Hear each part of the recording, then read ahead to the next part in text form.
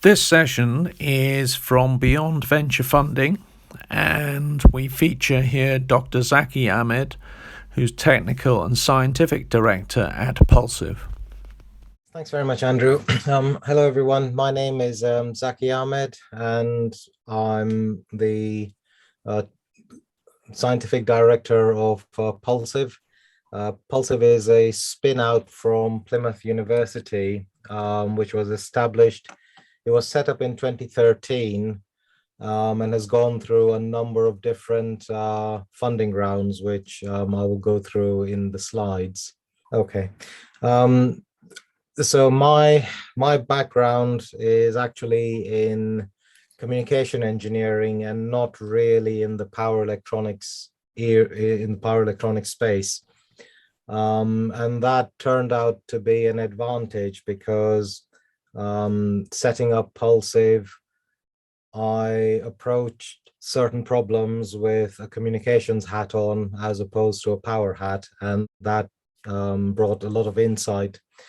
So as I said, we'd set up Pulsiv in 2013, and we went through a number of different funding rounds, which are shown on the timeline over here. So initially, we'd raised about 500K of equity back in 2015 through collaboration with Frontier IP, who are on the call as well. The funding support and the business support was sought from Frontier IP since the incorporation up to fairly recently. And that involved quite a lot of not just the day-to-day type activities, but also for headhunting and finding the right partners for the grants and the technical support that we needed. I would say it's one thing raising the money, but it's another thing finding the right people, and you must get both of those absolutely right in order to make significant progress. So we started off in 2015 raising about 500K of equity. We focused on filing patents in power supplies as well as solar generation. During that time period, we developed through an Innovate UK grant some microinverter technology, as well as translating some of this technology into power supplies. So we found through patents application for our technology, not only in generating energy, but also on the other end in the utilization of energy. Going ahead, well, can we just go back to the previous slide? Yeah, sorry. So moving on from generating the and completing the Innovate grant, the other sorts of funding routes that we took was through the use of loan notes, as well as getting funding from the British Business Bank, which we will probably discuss in the breakout rooms.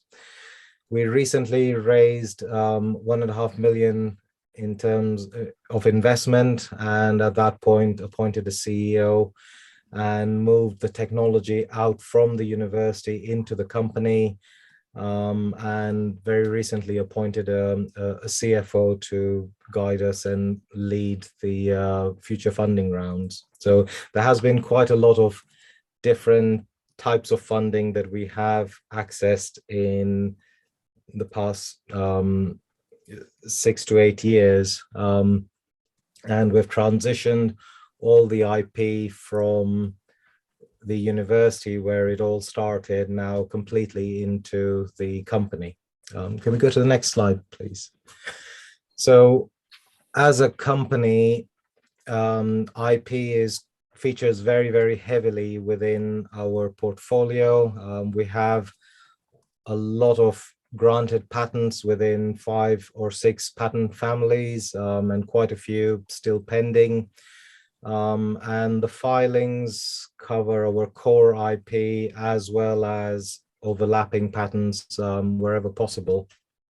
The route that we are taking to market is by protecting our IP using suitable semiconductor technology to prevent reverse engineering, as that is, a big risk.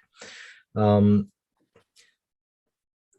technology we have is, in addition to this, we encrypt it as well as use secure semiconductors to try and protect it. Although this is not foolproof, it seems to be a secure way of protecting the business case. So our operating model is presented here. What we effectively do is protect our IP in some silicon, which makes it easy for us to migrate technology into different types of chips. We have developed configurable systems that allows OEMs and tier 1 players to evaluate the benefits of our technology, and these include increased efficiencies. This results in reference designs which we then publish, and that simplifies the integration of our technology in future design wins for OEMs, and then that leads to the integration and distribution further down the line. The chips that we use are basically off-the-shelf chips that are branded by third parties who actually distribute them as well. And the third party, they have the capacity and track record to counter concerns working with startups, because we are dealing with very large OEMs. So the way we are driving our sales really is using a two-pronged approach to provide reference designs as well as the development systems, which has proven to be quite receptive from the larger OEMs. So where we position ourselves is effectively on both sides of the grid network. So on one side, where on the energy generation side, we have a new platform which we call the Pulsiv Horizon, and that is a new microinverter. So a microinverter is basically a device that converts the energy generated by solar panels or other renewable sources into something that's suitable for the grid. And on the other side of the grid, our technology provides efficient conversion of the energy from the grid to suitable loads. And the reason we've come up with these two elements really has been because while solving the problem of generating energy, we realized that our solutions had application not only in going from the solar panel into the grid, but also in the reverse direction, which is why our patent portfolio effectively exploded as we were developing our technology.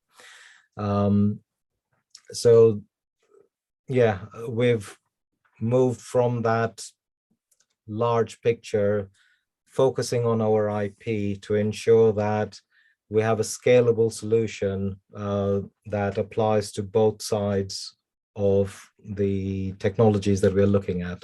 And I'm happy to discuss that during our sessions, as well as the funding routes that we've taken. Excellent, Zaki. Thank you very much for that overview.